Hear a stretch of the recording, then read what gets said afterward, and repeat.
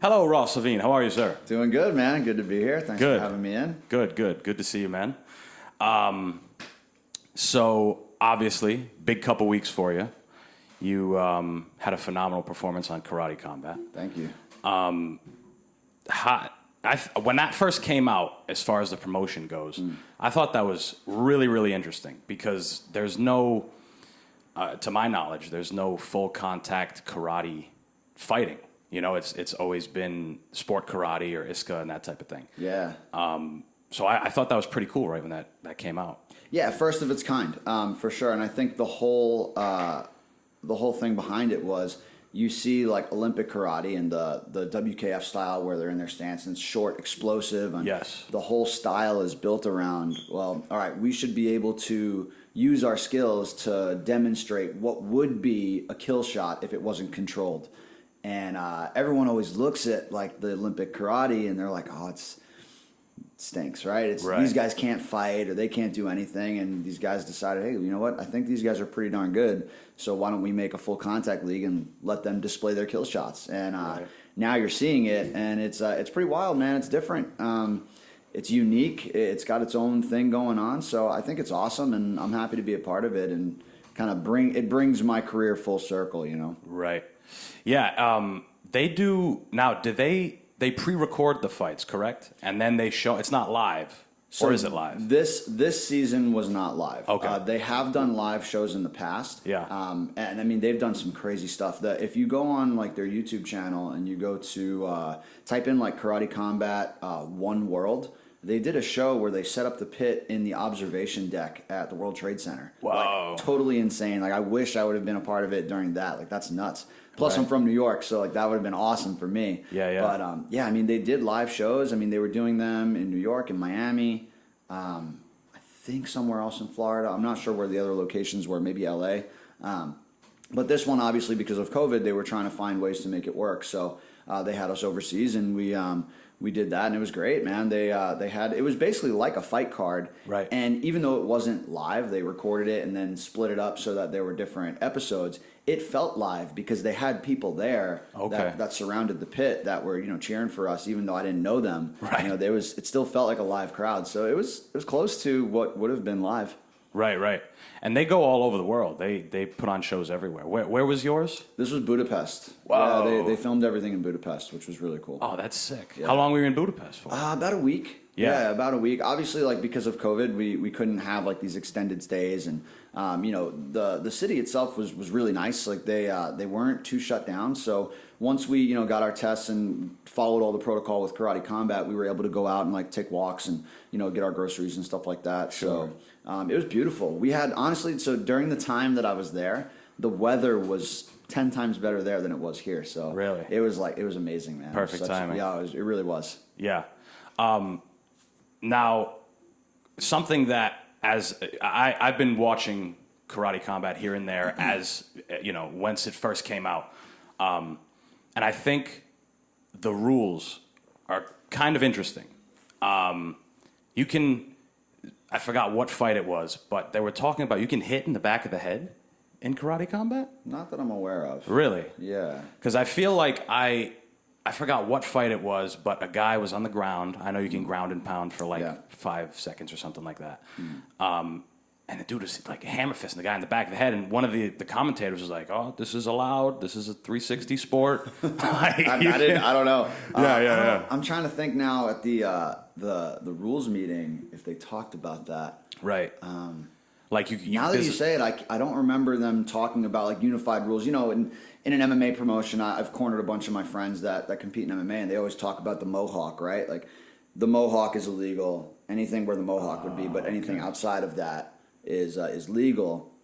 But now that I'm thinking about it, I don't remember Mark Goddard talking about that. I mean, I don't ever plan on being in that situation. Sure, right. Turn my head, but yeah. As far as I know, we're not supposed to hammer fist. Yeah, I don't think they're supposed to be hammer fists. I think it's supposed to be straight punches or hook punches. Interesting. Yeah. And I know the leg kicks. There's like specific area you're not supposed to go above the leg, above the knee. Yeah. So anything it's below the knee or above the hip. Right. So they basically take away the kicks to the thigh, like the quad kicks. Like Gotcha. your traditional like kickboxing low kick. Right. Or Muay Thai low kick, yeah. Which in karate they don't do a whole lot of. They don't. Yeah. But it's interesting because in like Kyokushin, they do. Right. Yes. Right. So it's interesting, but in my opinion, when I'm looking at the rule set, like what do they want or what are they expecting the fighters to do? It's kind of like they want to show off and showcase the ability for these fighters to fight at distance, blitz in, Yes. right? So there's obviously like spectacular movements from the outside, like the big kicks, the spinning kicks and things like that. But from that point, you kind of eliminate the mid-range when you can't attack the legs. So they want you to be spectacular, footwork, hook kicks, spinning kicks, and then dart in, throw a strike or two, grab, throw, and then finish. So that's what I think the rule set is pushing fighters towards. Sure. Now, I think that's my job to kind of work around that and try and draw people in or use my boxing and do what I do well to help myself win. Right. So it's going to be fun to kind of break down and navigate the rule set and find what works best for me. And you have a few fights. You have a few fights with them. So I know this was your first one. For my but you contract, have, you mean? Yes. Yeah, so I signed a 2-year contract. So, Okay, cool. So I'm no longer with Glory Kickboxing. Right. They were able to release me with COVID and everything. Things were just not working out, the way we had hoped when we first signed the contract. So, Karate Combat came along and we negotiated with them. And so I'm on an extended contract with them. So I'm signed with them for 2 years. And I'm pumped, man. It's rejuvenating my career. It really is. It's totally different. And I have this new desire of like, all right, I'm going to go and fight the best guys in the world. The guys on the roster are Olympic caliber, world champions, European champions, Sure. South American national champions. Like these guys are all really legit at what they do. So this is just my opportunity again to compete against the best in the world. So I'm excited. How long has the Kumite been in the Olympics? Because is that fairly new, or is it? No, the Kumite has always been there. Okay. From what I understand. Yeah. At least for sure. Well, I know Taekwondo has always been Always there. been there, yeah. I think the WKF had been there. If not, don't quote me on that. I'm not sure. I Right, know, right. I know the kata was the first year. This year was the first year, but it might have been the Kumite as well. I'm not sure. Yeah, they had similar rules, except you can't. Did you see the kid from Saudi Arabia? How unfortunate was that? So so he's actually on the roster for. I think he's Iranian or something like that. Yeah. He's on the roster for Karate Combat. Whoa, Yeah, that's sick. Yeah. So, and that's the thing. They offered when the Olympics were going on. They had said, anybody that wins a gold medal, they're offering them a contract for Karate Combat. So Right. they want to, I was going to say the word instigate, but not instigate, but what's the word I'm looking for? To bring people in, encourage. Yeah. They want to encourage people right. that are doing the point karate. Like, hey, you guys are clearly dangerous, fighters. If you were to use that control in like a full contact element, so Right. come to Karate Combat and let's see what you're capable of. So we'll see. I don't know what the roster's shaping up like right now, but I hope there's more blood in the division, and Right. I'm looking for it. Well, you see now especially in MMA, there's been kind of a I don't want to say resurgence, but it's like a new kind of, I guess, technique or way to, a new stance, we can say, because you see a lot of guys come out in that kind of sideways, whether they have a karate background or not. Yeah. I mean, it started with, on a grand scale, the biggest name in MMA, Conor McGregor. When he first came out, he was bouncing light, throwing side kicks and that type of thing. Arguably when he was at his best, right? Yeah. Yeah. So Exactly. Interesting. Yeah. But yeah, Conor, Wonder Boy. Right. Henry Cejudo. Yep, in his Machida. last couple fights, yeah. Guys who technically didn't come from karate backgrounds. Right. Unorthodox. Yeah, exactly. And it's been interesting to see that kind of transition. Yeah. And then obviously you have guys who are legends in the sport of karate, like Raymond Daniels, who you've competed against. Yeah, Michael Page. And these guys it's showing that where back in the day people were like, oh, that's point karate, that's nonsense. But it's showing these guys have legitimate skills. Yeah, I mean, you talk about guys like Raymond. Raymond was top 3, if I'm not mistaken, in Glory in the welterweight division. Right. His only losses in Glory were to Nicky Holskin and Joseph Altolini, like arguably the best of all time in that weight class. Right. Michael Page had a pro boxing fight and I think 1 or 2 pro boxing fights, and easily disposed of a boxer with some experience, and now he's fighting in Bellator, and his only loss in Bellator was to the champion at the time, and was winning that fight up until the moment he got clipped, and that's MMA. But I'm psyched for his rematch too. Like, these guys are all doing amazing things, and I'm looking forward to being the next one. And I think what is fun for it for me is, in a way, everyone was like, Raymond and Mike did it first, right? They went off into kickboxing, and then I went to kickboxing, and now Raymond went MMA and Mike Page went MMA. Now I have the opportunity to be the first one to go to karate combat and really pave the way for that next generation. And I think what's cool is, you have a sport karate background, so we don't have, when I was growing up in the sport, there was no next level. Sure. It was either you did sport karate and you competed all over the world doing sport karate, and then that was kind of it. There was no next tier to look forward to. They didn't have karate combat when I was growing up. Right. So now I'm looking at it as I can be the ambassador for sport karate to say, hey, listen, this is your avenue. You can really practice a couple skills, work on some of the things that you need to do, your boxing, your low kicks, your defense, and then you can go from sport karate, be successful, and then go to karate combat and Sure. have this second career professionally. Right. So I'm pumped about that, man. And I'm looking forward to bringing that to the sport. Right. It's very reminiscent of like college wrestlers. Yeah.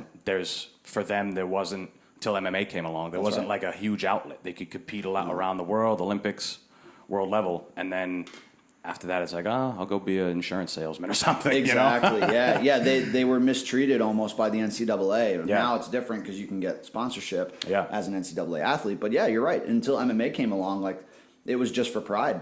Right. So now they have the opportunity to go and do all these things, and that's kind of how I feel sport karate is now. Like, now there's so many different outlets, and karate combat being one of them. So Sure. it's cool.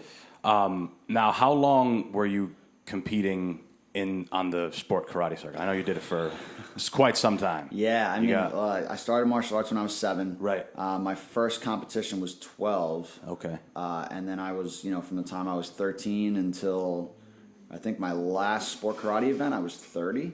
Wow. 30. Yeah. Because then I turned pro and I stopped altogether. But yeah, 17 years. Damn.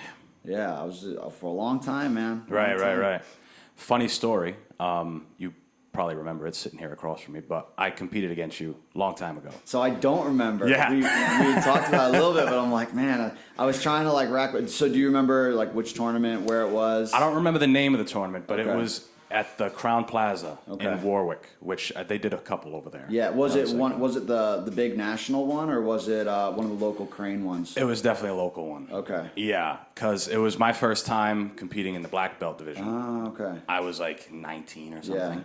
Yeah. And the school that I trained at, I joke, but it's like I trained at like Cobra Kai because it was I trained at George Pizzari's. Okay, which yeah. a lot of people know to be brutal, more or less, Sure. in terms of the training.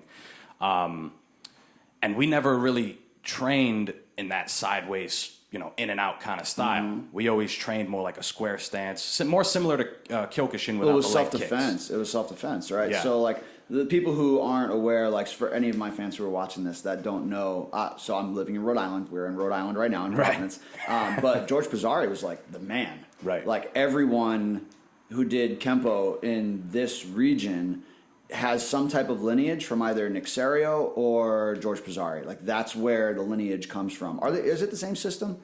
Yeah, They are, right? Nick Pizzari- Serio was one of his black belts. Okay. Yeah. So everything that trickled down from George Pizzari is this is that whole region. It's legit, man, and that stuff is it wasn't built for sport, Right. but it was built for self defense. And if you're a black belt under George Pizzari's system, you know your stuff. Sure. So. Yeah, it was. And I was 19, so when you're a kid and you lose something, it's like you got to be an asshole about it. So how old are you now? 24. 20. Okay, so this was only a couple years ago then. Yeah. So let's see, 5 years ago, I was coming into my prime a Might little have been bit. on I your was tail 20. end, yeah. I was Yeah. 28, 28, 29. Right. Yeah. Yeah, and I remember I was all upset, and one of my instructors was one of the judges. Okay. And at the end of it, he saw that I was all upset, and I went home and whatever, and he messaged me on Facebook. He's like, "Hey, that guy that you fought today is incredibly legit. He's a national level. You have nothing to hang your head about. But it was just funny because maybe a couple years after that, I saw you doing a seminar at Triforce. Yep. And I was like, oh, yeah, I remember this guy. Yeah. But we were doing like more Dutch kickboxing style stuff. Yep, exactly. Which is cool that you were able to mesh the two, because now I train at Team United. I almost forgot the name. Yeah. With Tom Evans. Yep, Tom's awesome. He's very similar in the sense that he's a karate black belt. Yeah. But he was able to mesh the two with the kickboxing and the Muay Lao. Yeah, I've actually never worked out with Tom. Yeah. We've crossed paths a couple times and we know each other, but we've never hooked up and linked up and done some rounds or anything like that. But I'd love to. We'd have to talk about that because I have, I train at Pride Martial Arts down in Wakefield. Right. And where is Tom? Is he in Central Falls? No, he's right in Providence. Oh, really? He's right in Providence, right on okay. Branch Ave. He does a lot of work with like the youth baseball in Central Falls, though, doesn't he? In Central Falls. I remember his last MMA fight. He donated like all the proceeds and sponsorship to the Central Falls baseball. That was awesome. But, yeah, that guy's doing Tom's a good dude. His dad is still around teaching and stuff too. His dad helps run the gym. Okay. His dad helps that's run the what I gym with thought. him. Yeah. Awesome. Well, we'll have to you facilitate that. Let's get something together. We can get some workouts in. I'd love to train with Tom. Right. Yeah, he's always all over the place. He's a police officer now, so he's cool. Okay, yeah, nice. North Providence police officer. So Very cool. He's doing his thing. What was the transition like going from sport karate to full contact? Like, did you have to kind of mentally prepare yourself? Yeah, it was totally different. It's two different sports, and you have to treat it as such. And you can't just say, well, I'm really good at one, so I'm just going to go and be really good at the other. Like, there's a huge element of way different things that you have to focus on. Like, the range is different, the timing is different. So transitioning wasn't so bad, like going from one to the other. And I think part of what helped me was I've won a lot, I've lost a lot more than anyone has ever seen or known. And people look at my pro record now being undefeated and they're like, oh, it must be nice to be undefeated. Like, nah, you guys didn't see how many times I've lost in the years that I was doing sport karate. Like, I can tell you a million sob stories of like disappointment and failure, but that's the lead up, right? So the competition anxiety was gone, so I go into my fights now and I'm cool as a cucumber because I've been there already. I've seen it all. Right. I've been on big stages. I've been in small little, gym room floors. So I understand, competition now. So I don't get anxious or nervous. So the transition of like, all right, I'm going to fight was not a big deal, but the skill set totally different. So like learning how to box, learning how to kick the legs, how to be conditioned in my legs, like that was a big transition. And then obviously getting hit and continuing to strike and knowing how to roll and be evasive and then attack again and put together combinations. That was the toughest part for me, initially.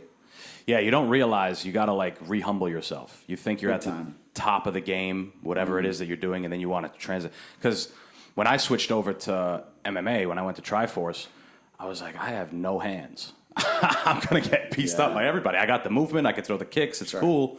But I have no hands. Yeah. And it's true. You got to. But again, there's some people who, if they never competed before, it's a big thing. Like your shirt's off, you're in front of people who, are cheering for the other guy. You get punched in the face. Everybody's real happy. Yep. And it makes a difference. Like people don't think that it makes a difference, but luckily, if you grow up competing, that's why you see some athletes like football players and these type of things, they can transition into a combat sport because they're not necessarily concerned with the crowd and all these other things. Yeah, they're used to it, right? Right. So it's that, and I think I described that as competition anxiety, right? Sure. So, like I said, I've been on all those stages. I've been under bright lights. Like I'm used to being in that situation. So that wasn't the shift for me. Right. The shift was having a different type of skill set in front of me. And then at the amateur level, like, have you competed amateur kickboxing at all? Or? Yeah, I have 2 fights. Awesome. So and an exhibition. You know how it is. Like the bell rings and it's like, this guy's really trying to hurt me right now. Like sport karate, it's still like it's competition. In the US, I would say out of everywhere that I've ever fought, the US across the board, people will hit you harder in the US than opposed to like Europe or South America or things like that. I think that's just the nature of how Americans are built and how our sport kind of evolved. Where in Europe it's a little different, it's a little more of a game. But even still, like there's still some respect with most of the fighters here, and it's still at the end of the day, we're not trying to knock each other out. But when that bell rings and you're looking at somebody's eyes and it's like, this guy's really trying to hurt me right now. Like it's a little bit of a shell shock. So it's getting used to that environment too, where it's a little more bloodthirsty. It's like knowing how to deal with that and like suppress those like fight or flight emotions. That was a challenge too, but a fun one. Right. Yeah, I mean, you know, every martial artist has some draw to Bruce Lee, and one of his things was like, when I compete, I do to win what the other guy does to win. But when, at the time, boxing was the main combat, you know, thing. He's like, they are fighting each other to win. Like they can cross boundaries that I'm not allowed to when I compete in a martial arts or karate tournament or something like that. Yeah, exactly. Super interesting. Can you still get disqualified? I mean, it happened in the Olympics, but can you still get disqualified and penalized for like KOing somebody in those type of... In sport karate? Yeah. I think it depends. It's more of like a referee's discretion. Like the last time I was competing on the sport karate circuit, you know, knockouts they obviously happened. You know, I've been part of some of them where, you know, accidentally somebody gets knocked out. You know, it happens. So they turn the wrong way. So if it's malicious where, you know, it's after the referee says break and someone cocks back and cracks somebody, like, yeah, you're probably going to get disqualified. But if someone, you know, darts in and there's a collision and it just happens to be, you know, one person got hit on the button and they went out, you know, then it's probably not a DQ. It was just as a result of good technique.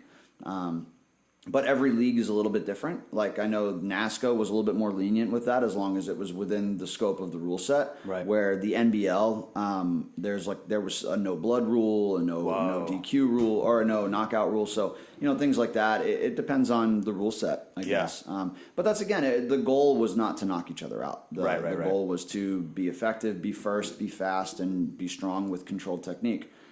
So, you know, it is what it is. It happens. Right. I remember I had an instructor who he said, I don't know the organization or anything. He was like 13th in the country or something for the sport karate, and he fought on ESPN. It was like a big deal in the 90s or something. Yeah.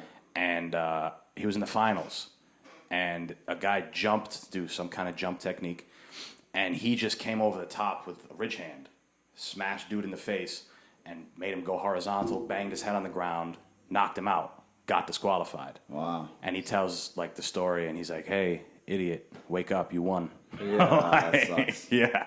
That stinks.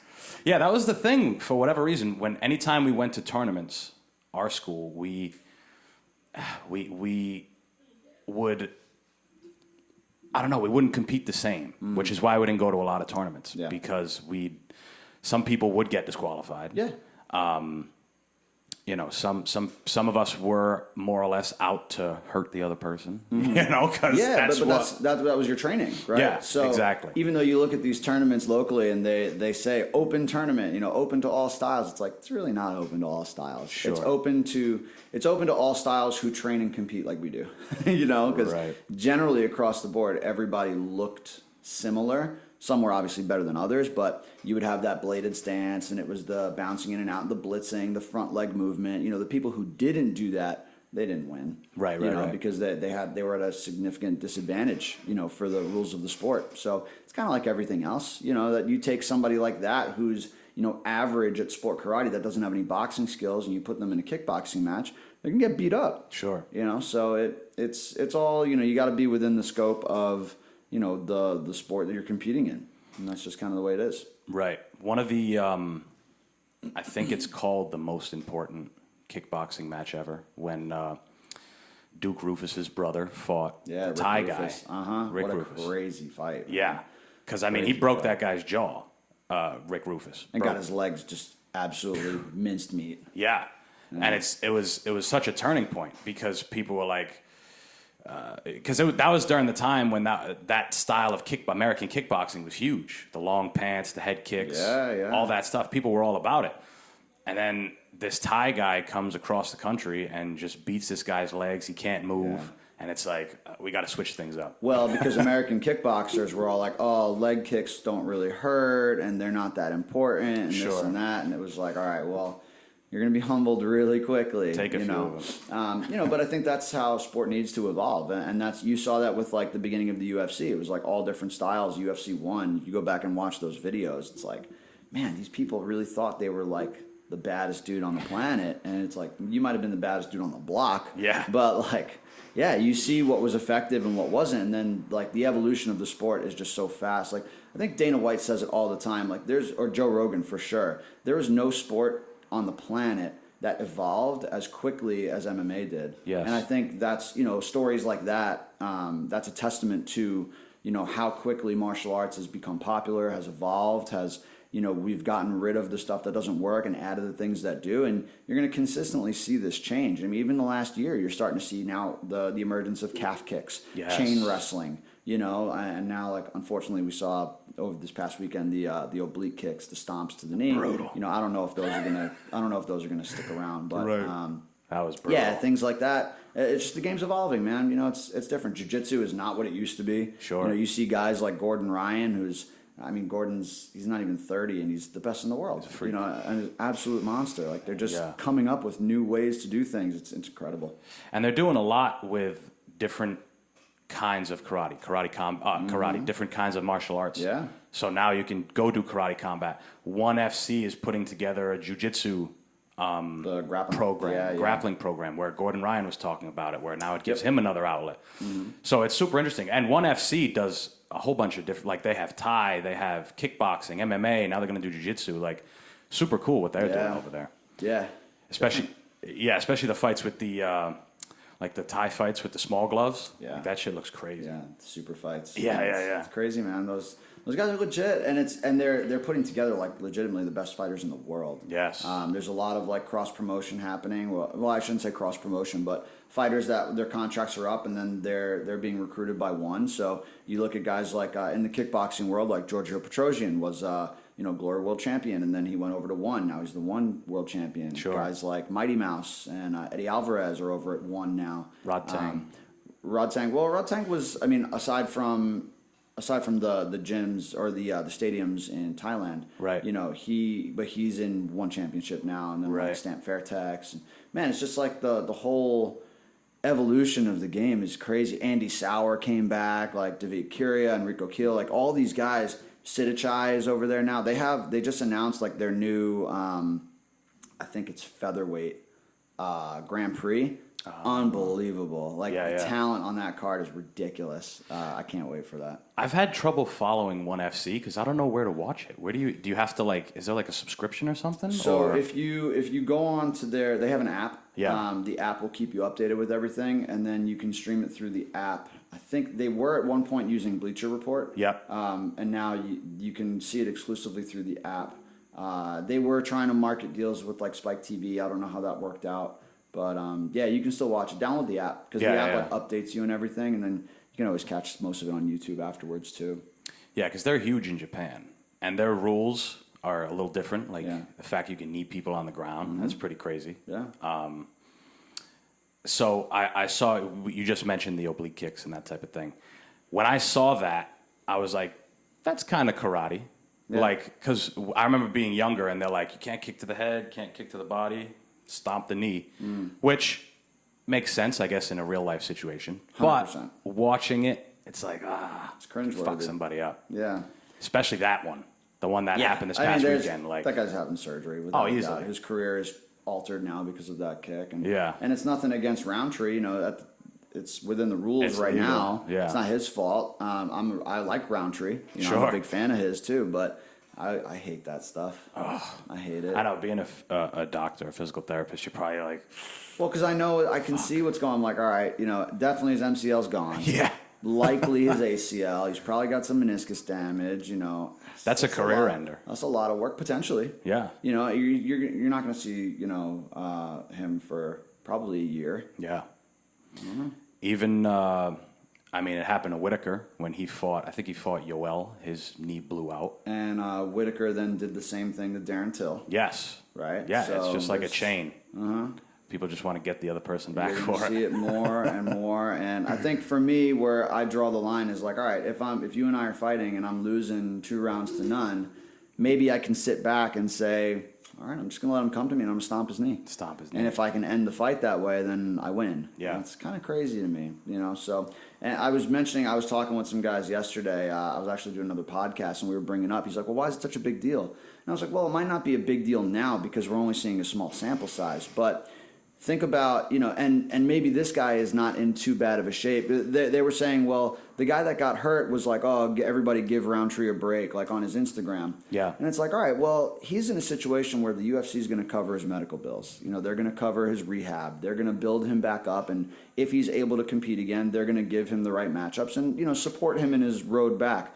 But everyone that's watching the UFC is like, ooh, I should be doing knee stomps. Yes. And what happens when it's on the regional scene? When a guy at, you know, Cage Titans gets his knee stomped in, or CES, and they're not paying for his medical bills. They're not going to pay for his surgery and his rehab. And now it's like, you got a kid who, you know, had this dream of being in the UFC or Bellator or one, and now it's like, well, now I'm going to go be a car salesman because I can't fight again because I can't even get my knee replaced. You know, there's a lot of trickle down that happens because of what you see on the grand scheme, on the grand scale, right? So I think, you know, the problem is the UFC can't make the decision to say we need to ban this. They can stand up for it and be like, hey, we should probably do something about this, but it's the athletic commission. Right. So you got to talk about how each athletic commission is different. So it has to change at the unified rules, and we'll see. We'll see where it goes. You know, hopefully we don't have to see too many big like career-changing injuries to make changes, but we'll see where it goes. Yeah. Well, I mean, they banned. Obviously, this is old news, but they banned like the 12-6 elbows, and there's supposedly they banned that because of The ice breaking. yes, Yeah. yeah, which is, I mean, you know, I can see why this is bad if you're on mount on somebody and you're jamming your elbow in I their don't think face. it's. I mean, I feel like I can't develop as much force this way as Gotcha. I can slicing across. Yeah, I think yeah. there are other elbows that are way more dangerous than a 12-6, but whatever. What their means are their means. Like whatever they decided, that's why they wanted to do it. They did it, and those are the rules. So suck it up. But Do you it is what it remember is. they used to have the televised like tournaments where people would break shit?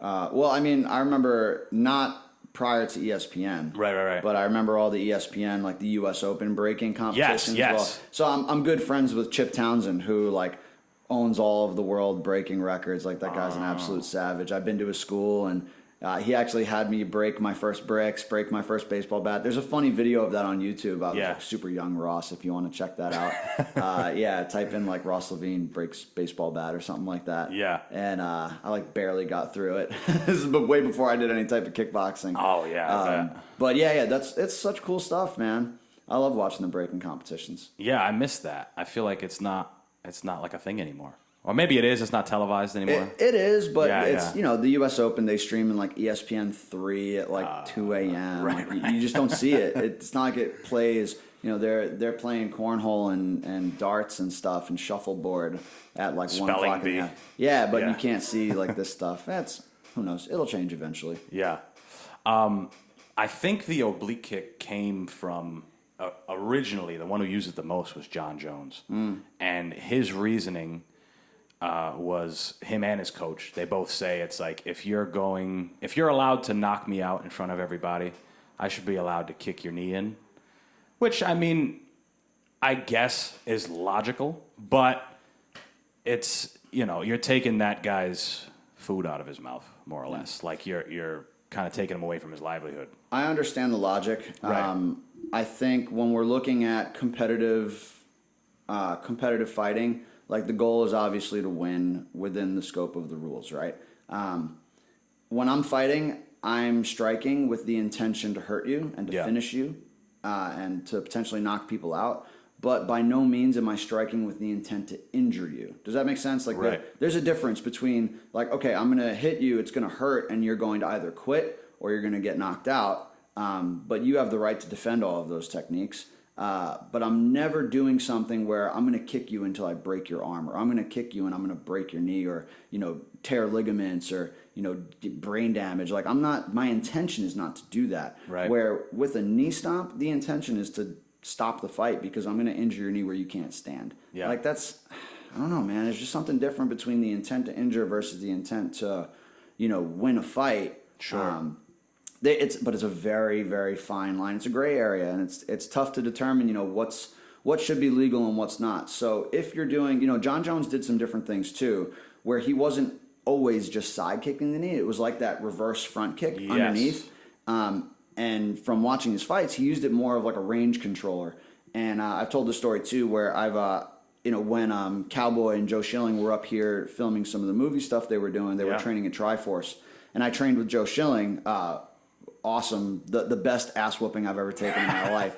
Like, the dude's a savage. I can imagine, so shout out to Joe and Mickey Gall and Cowboy. They were all up here. Awesome people. Right. Joe, first of all, Joe is a massive human being. He's like 6'3", I think, maybe taller. And, he fights at 185, but he's a total brick shithouse. Like, absolute monster. And he was using his like that rear front kick, but to my shin. Yes. So he would throw it to my shin, where I would either have to stop what I'm doing, or because you can't come forward, or at some point what he was doing was getting me to like pull my leg back and using the timing of me coming back forward to then throw like a 1-2. Sure. Right? So he was just manipulating my stance. He wasn't trying to kick my kneecap in to hurt me. Right. He was manipulating what I was doing, which to me is fine. So I think the answer is, anything below, if you're striking to the front side of the leg, below the knee. I think there's less chance of injury. You're not going to hurt each other, like injure each other, but you're still going to get the same result of like maintaining distance. Right. But I think they should eliminate strikes to the front of the knee and the front of the thigh. I think there's too much that can go wrong there between the hip and the knee that can really affect somebody's life. Right. Yeah, I was going to bring that up because they do that a lot in Thai fights. A lot of guys will throw that kind of little front kick just to keep you on your toes. Yeah. And it's a gray area, but in the sense it's like, oh, you're gonna take away this area, but that's all over the body. Like there's certain places you can't punch. There's certain places you can't do different. You can't knee somebody in the ground. There's if you're a martial artist, you should be able to switch your trajectory. It shouldn't be that big of a deal. Well, also the other thing too is like, man, I was surprised at how much backlash I got. I had made a post on my story on my Instagram, and I was like, can we end the oblique kick? Can we stop this already? Like, I tagged the UFC in. I'm like, we've seen enough. And there was a guy that sent me a message. He was like, but MMA is real fighting. Like, you should be able to do that. And I'm like, first of all, MMA is not real fighting. Sure. Like, you can't kick people in the groin. You can't grab people by the throat. You can't knee them on the ground. Like, you can't headbutt. You can't bite. You can't eye gouge. Like, you can't do a lot of stuff that you can do in real fighting. Like, can't that doesn't pull out have a weapon. rules.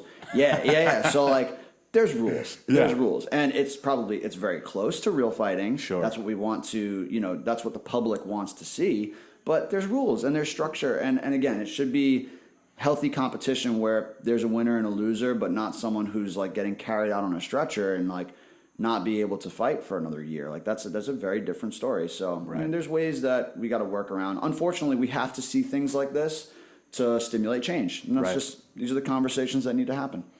Those are the same people who say, I can't fight in a sport because I'm turn too red. Yeah, exactly. I'll hurt somebody. Yeah, those guys, they don't know. Like you don't think a pro fighter could gouge your eyes out better than you could, Like, But you know what, man? We need people like that.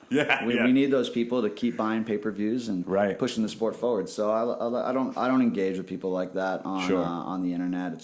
That's their land, and let them enjoy it. And they call them trolls for a reason. They're just trying to get a rise out of people and be like, oh, I could do this. But they watch people like us because they those people wouldn't dream of putting in the effort. They don't have the capacity to put in that type of effort and time and training and then put it all out on the line. So we need people like that, man. I mean, all press is good press. So if someone's talking about it, it's good. Yeah. A lot of those guys don't have, or a lot of those people don't have a real sense of what can happen in a violent situation. Right.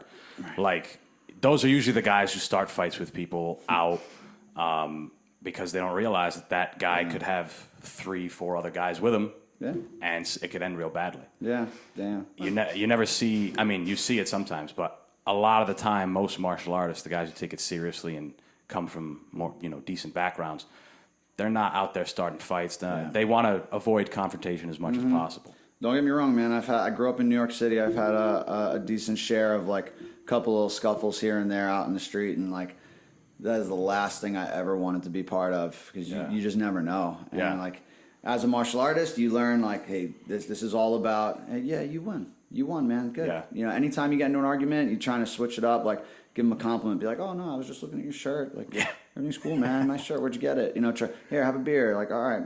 Right. I mean, I was in a situation once where I was in this is back in the day. You know, I don't do this stuff anymore, but you know, but no, seriously, I can't. Well, all right, forget it. Allegedly, I was at a bar. This was like early 20s. Yeah. You know, I was standing there, and a girl came over to me, and we were talking, and someone came up, and that was. You know, I wasn't hitting on her. We were just having a conversation at the bar. Sure. And her boyfriend came up and was like all this, you know, talking smack in my ear and like, oh, I'll take you outside, blah, blah, blah, blah. It's like, dude, here's this. I'm leaving. Yeah. Tell your buddies you kicked my ass.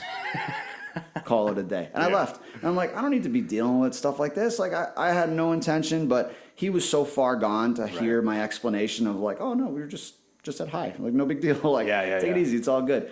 Sometimes it's not even worth the conversation, like, yep, you win, you kick my ass, tell everybody, you know, and that's the end of that, and I left, and that was fine. No harm, no foul. That's like Jocko Willink. I don't know if you follow him, but he's a badass dude, and that's what he says. He's like, if I got into a confrontation with you on the street, I'm going to run away. I have no problem running away. That's my first line of defense, is to get the hell out of it. Absolutely, diffuse the situation. Yeah. And we were told a lot of the same stuff when I was training. It's like, all right, you get him down, or you get out of the way, get the hell out of the dodge. Get out of there, you know? Yep, yeah, for sure. I think, you know, most martial arts schools will teach you the same thing. Like, we do martial arts not so that we don't have to use it. You know, we practice so hard so that we never have to use it. Yes. And I think that's the positive side of things. But yeah, you don't see bullies in martial arts, right? Because they get humbled quick. You get humbled, and you learn like, ooh, this doesn't feel good when I'm on the receiving end. So those people don't become bullies. That's why I think martial arts is so helpful. Sure. You know, I hope to eventually help reduce that thought of like, you know, parents that don't want to bring their kids to martial arts because they don't want their kids to be violent. Like, all right, it's going to do the exact opposite. It's the exact opposite. Yeah. Like, we need to change that stigma. Yes. You know, where you look at kids that are going into like wrestling, they're getting dumped on their heads and their necks are getting cranked and stuff, and that's probably worse than martial arts. You know, more violent than martial arts, more aggressive. So, you know, I think everyone at some point in their life should do some type of martial art just to kind of feel what that feels like and understand it. Yeah, I mean, it helps you through everyday life because you're doing something that's pretty hard. Yeah. I mean, even if you're not sparring, so to speak, you're doing something that takes time. You're perfecting a craft. You're working on something. Yeah. And it prepares you for, you know, plenty of other stuff. Life. Like all life's challenges, 100%. Exactly. You know, we talk about that all the time at Pride. We always have these mat chats after class, and like some way, you know, Coach Andrew Cornell always has a way of saying something that needs to like resonate with you, and they're like little digs at like, all right, I need to be slowing myself down a little bit, or embracing this wave, or you know, whatever it might be, you know. So many good chats that we've had that resonate with my adult life is amazing. So I love that, and I think that's one of my favorite parts about martial arts is it's all encompassing, and it teaches you how to control every other facet of your life. So I love it.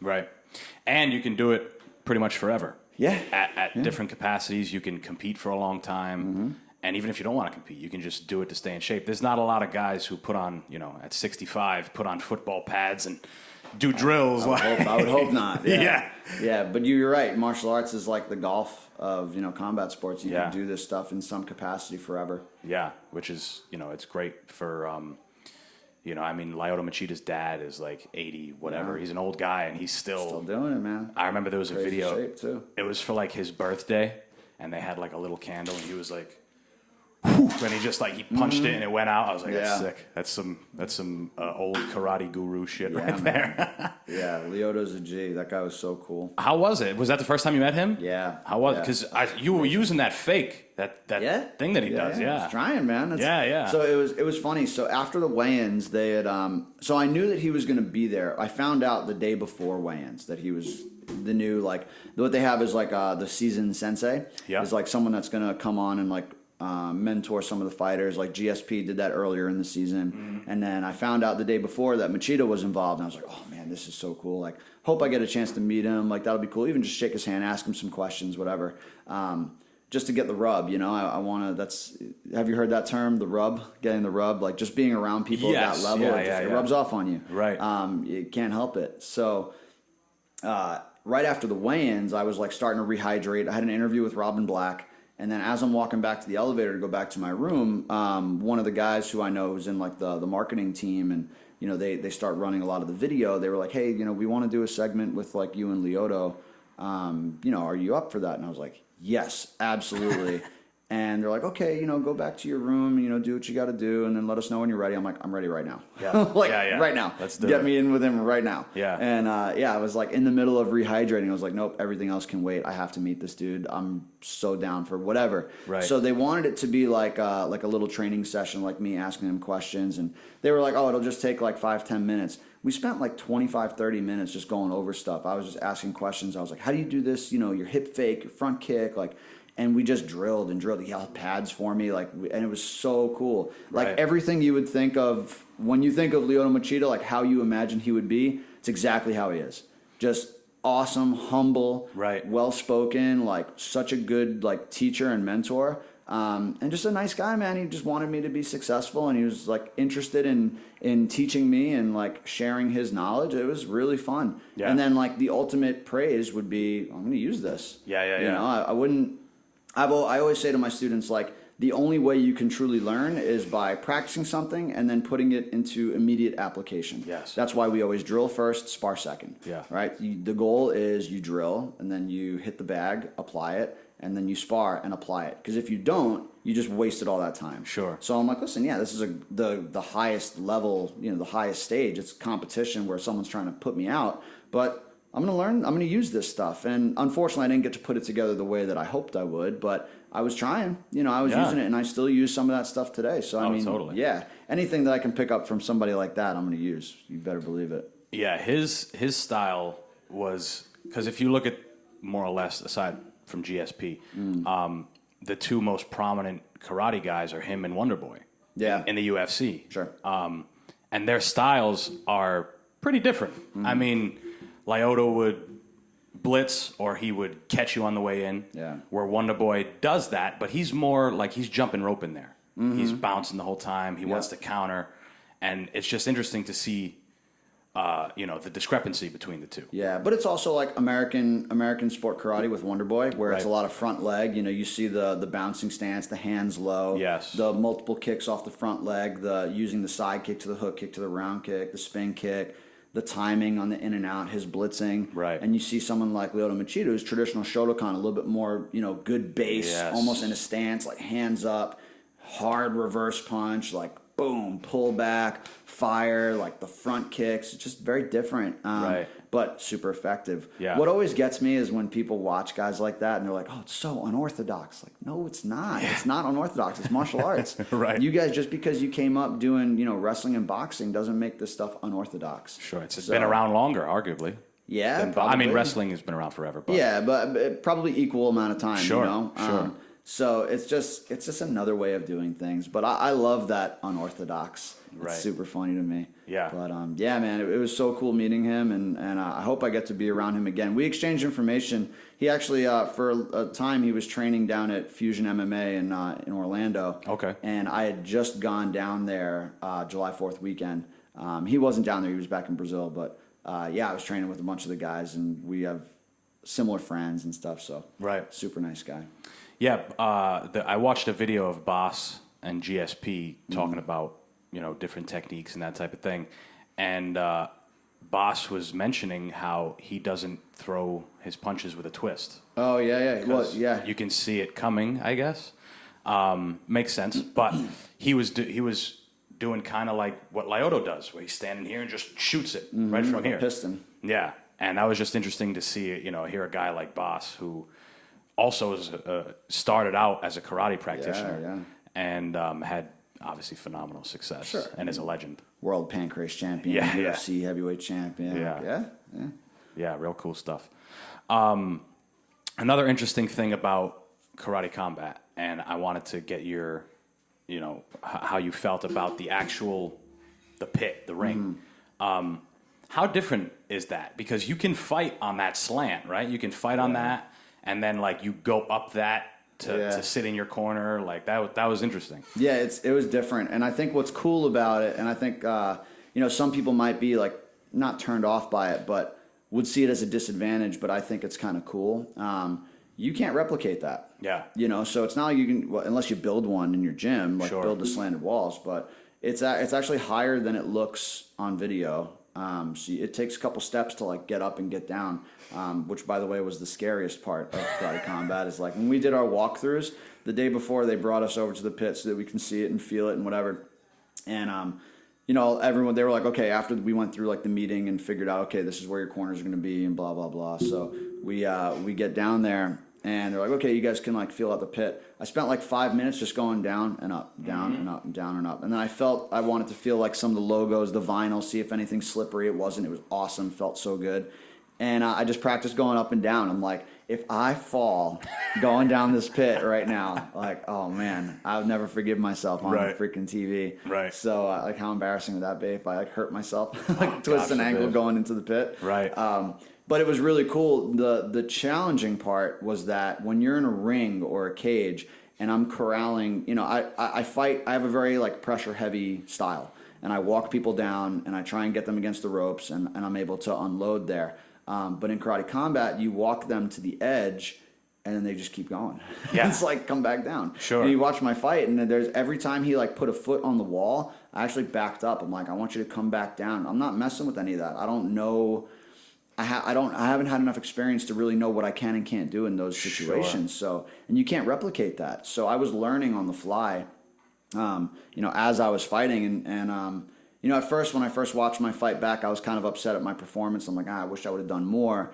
And then I watched it a couple more times, and I'm like, all right, I'm happy with my progress from round 1 to 2 to 3. I got more and more comfortable as the rounds went on. Sure.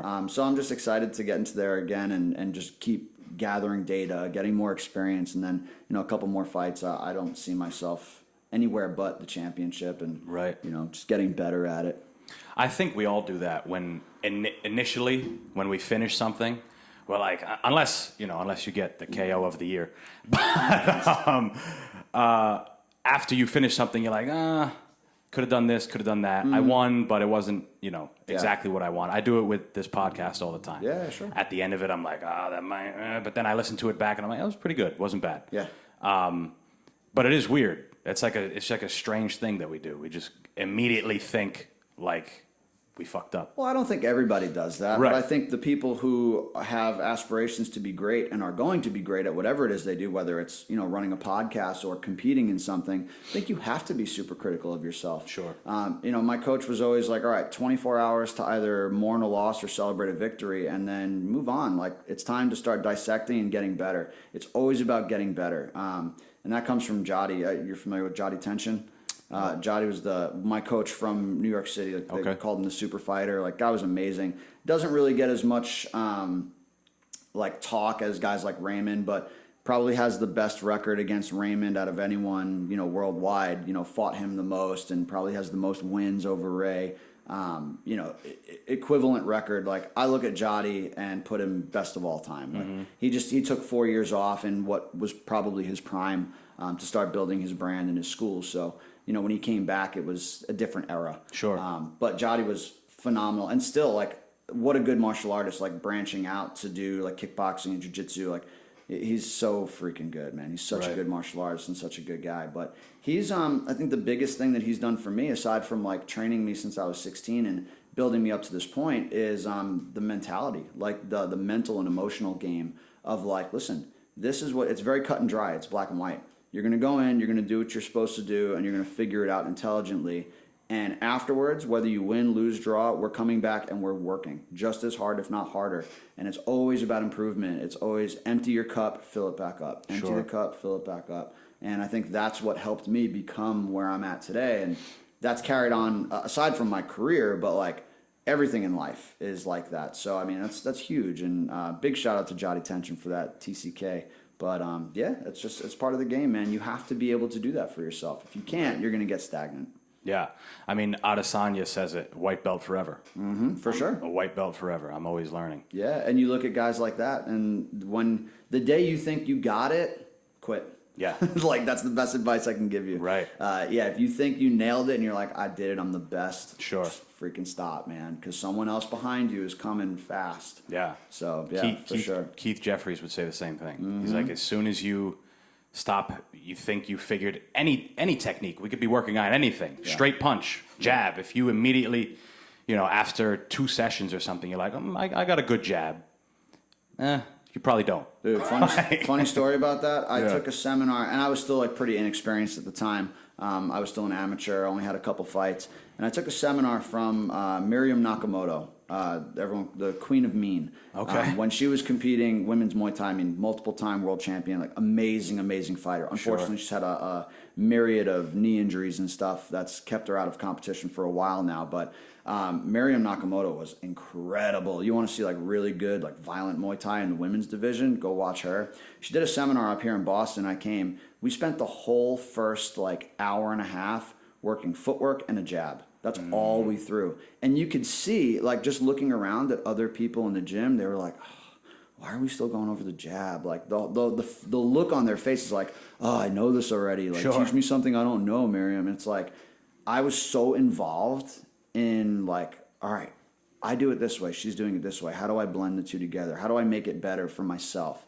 And it's like, you have to have that mentality. And it's like, shame on all those people who thought they knew it already better than this multiple-time world champion, who's taking the time out of her day to teach you. Like, pay attention, like, that drives me nuts. But hey, man, it's not for everybody. Sure. Yeah, it's as someone who does take that stuff seriously, and when you have somebody who knows what the fuck they're talking about, it upsets you to a point when you see people who are just kind of there's I won't say any, I don't even know the kid's name, but there's somebody who trains at Team United. Master Will, Andre's dad? Yeah, of course. So he's one of the coaches there, and he's as legit as it comes. Yeah. And that kid does not, like, out of the corner of my eye, I'm always seeing him do some other nonsense. We're doing like a jab, low kick, normal stuff on the bag, or line drills and stuff like that. And I remember even being a kid, like, even when I was doing karate at like 11 years old, there's other kids my age that are kind of whatever. I'm like, bro, this is like serious, at least in my mind. Like, I'm taking this shit seriously. Yeah, absolutely. Yeah. But hey, man, there's always going to be people like that. Yeah. So exactly. It is what it is. And you get it a lot in karate because you sit in a horse stance for how long doing this? Like, I've done this a lot, like it's you get it. You get the I guess attention span from doing that stuff. That's what helps me big time. For sure. I mean, and again, is every method of training like the perfect way? No, but it all has its place. And I think as long as you understand the value from it, then it's beneficial. Sure. One last thing before we wrap this up. Obviously, you're with Karate Combat for a while. You said 2 years, correct? 2 years, yep. 2 years. How old are you now? I'm 33. I'll be 34 in a couple months. Okay. So do you ever see yourself... I asked Brian the same thing. Do you ever see yourself competing or wanting to compete in the Olympics, the karate? No, No, not at this stage in my career. Sure. And I think, how can I say this without sounding like a jackass? I feel like the U.S. has, maybe this is a dig at like the U.S. IOC, but I feel like American athletes don't get taken care of when they go to the Olympics. I mean, you even see that with like the Simone Biles thing. That's a whole nother conversation. But like these athletes are training for so long, and they get nothing. Yes. They get nothing. Like there's I forget who it was. I want to say she was a snowboarder, and she was like in the Olympics, won a gold medal, and then she came back. And she's still working her job at like a smoothie shop. It's like, you're a freaking gold medalist. Like, you're legitimately the best in the world at what you do, and you get nothing for it. Like, there is no recognition. There is no pat on the back. There's no nothing. You look at other Olympic athletes, and these guys are like national heroes. Yeah. And so in that respect, No, I don't think the Olympics is worth it. For me at this stage of my career. Sure. It may be worth it and it may change. So like for the young athlete that's looking at the Olympics, like, man, I want to do that. Go for it. Right. Like if you're young and you're like, that's your first goal, absolutely go for it. Especially if you're like boxing, where, Boxing's huge, yeah. well, that's the thing. So when you have the Olympic pedigree in boxing, that automatically propels you as a professional. Right, where you can instantly, you come in with an Olympic gold medal, you know, your first contract in your pro career is going to be exponentially greater than if you were just like a mercenary running through the regional scene. Sure. You know, so absolutely, like there are certain things where you can go the Olympic route and it's worth it. But you can go pro kickboxing isn't making very much money. But you could go professional without going and like trying for the Olympics and stuff. Sure. Same thing with karate combat. You know, now there's an outlet where if you don't want to go the Olympic route and you want to start getting paid for these competitions, there's an outlet for you. Exactly. So it all depends on what your goals are. I'm not saying the Olympics is not cool and awesome. I love it. I watch it. Yeah. But for me at this age, it wouldn't even make sense for me to go back and try and get myself to that level. Right. I wish point fighting was something that was an option back in the day because at that point, you know, I was going to the Walker World Championships. I was competing at the Irish Open, the biggest events in the world. So I was already competing against the best. So if there was a stage for it, then I would have already been there. I would have already fought those guys. So it would have been cool to have that worldwide recognition. But yeah, I think at this stage, no, there's nothing for me in the Olympics now, Right. Other than a spectator. Yeah. That's a good point. I didn't think. It seems like it's a young man's kind of idea because it's a good way, like you said, to propel whatever career you're in. You get and even if you competed in the Olympics, that's like a feather in your cap, you know. Yeah. But that may change because we were talking about like the NCAA, right? Sure. So the NCAA now you can garner sponsorships and stuff. Right. So that may be the start of all right. Now if you can do it as a college athlete and get sponsorships and get paid and get recognition, like you think about it, we know more about the next big college football star or college basketball star than we know about the people who won the Olympics. Sure. That says a lot. Right. That says a lot about the structure of the United States, right? Because it's not like that in other countries. So yeah, I think that may change. You know, especially seeing how it's changing in college sports. Maybe the Olympic Committee in the U.S. is going to change the way they do things and start working harder to get more notoriety for the athletes, and you know maybe government funding or government sponsorship or something like that, so that these kids really are like they're going out and representing, they're being ambassadors for the United States. Can like get something for it and be compensated, and you know they're the best in the world. Sure. Like, and they got to go back and work in a freaking smoothie shop. It's crazy to me. It's Right. crazy. I think it also matters what country you're in and what sport you play. Totally. Like you know, if an American won the table tennis gold medal, nobody would really care. But in China, it's a huge thing. Big deal. You know, my buddy had a joke the other day. He's like, the Ghana's beach volleyball team is all on food stamps. You know, like, because there's some countries that don't necessarily care about, Right. you know, like over here, we had a kid who was 19.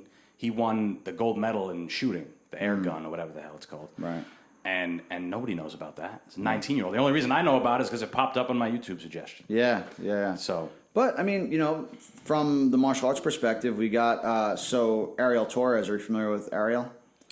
it sounds familiar. So Ariel Torres competed a lot on the NASCA circuit, but he had always been traveling and doing like the WKF scene, you know, worldwide. And he was in the Olympics and he took a bronze medal. And it's like first American to medal in karate in the Olympics. Like, shout out to Ariel Torres, man. That kid's killing it. And a good friend of mine, Jarrett Liker. I competed against Jarrett, you know, pretty much my entire career once he came to the NASCA league. But Jarrett's been coaching him and his wife, Becca Ross, who's also a phenomenal competitor. Sure. The two of them are coaching that style of kata.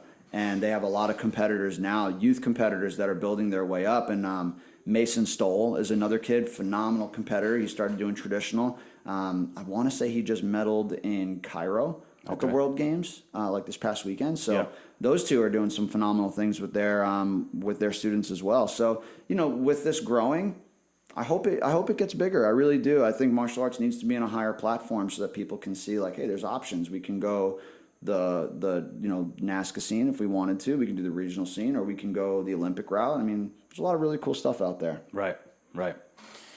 Well, man, big thanks. Thank you so much for coming on. My pleasure. Anytime. So if anybody wants to contact you, where can they check out your stuff, where can they find you? Yeah, so I mean, you can check out any of my stuff. So my Facebook, Ross Levine, my Instagram, Ross_Turbo_Levine. I also just released my website and my shop, so I'm repping, shameless plug a little bit. There we go. If you guys want to cop some turbo gear, go to rossturbolevine.com, click on the shop. They'll take you over there. For all my international fans, we ship international, so anybody can get some stuff. So grab yourself some gear, really cool stuff. Sure. Definitely keep following me on Karate Combat. So follow their Instagram at Karate Combat, their YouTube channel. My fight specifically was season 3, episode 9.